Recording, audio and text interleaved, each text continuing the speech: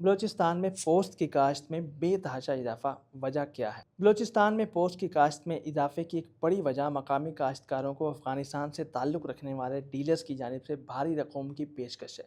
پوست کے کاروبار سے وابستہ بڑے افغان ڈیلرز نہ صرف مقامی زمینداروں کو زمین کے عوض بھاری رقوم کی پیشکش کرتے ہیں، بلکہ وہ اس زمین پر ہونے والی تمام پیداوار کی ادائیگی بھی ایڈوانس میں ہی کر دیتے ہیں۔ اس کی وجہ افغانستان میں طالبان کی عبوری حکومت کی جانب سے پوست کی کاشت پر عائد پابندی ہے، جس پر سختی سے عمل ہوتا ہے۔ اس لیے اب اس کاروبار سے وابستہ ڈیلرز اس کام کے لیے بڑے پیمانے پر بلوچستان کا رخ کر رہے ہیں۔ سرکاری اعداد و شمار کے مطابق سن 2022 میں حکام نے بلوچستان کی 628 ایکڑ اراضی پر پوست کی کاشت کی نشاندہی کی، جبکہ سن 2024 میں 1275 ایکڑ اراضی پر پوست کی کاشت کی نشاندہی ہوئی۔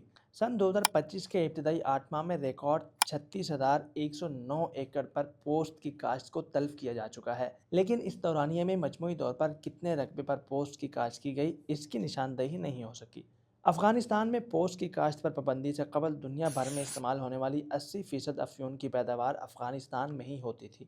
UNDC کی رپورٹ کے مطابق اب افغانستان میں افیون کی پیداوار 95% تک کم ہو گئی ہے، اور سن 2023 سے پہلے تک افغانستان میں افیون کا جو ذخیرہ موجود تھا وہ سن 2026 تک کی عالمی ڈیمانڈ کو پورا کرنے کے لیے کافی تھا۔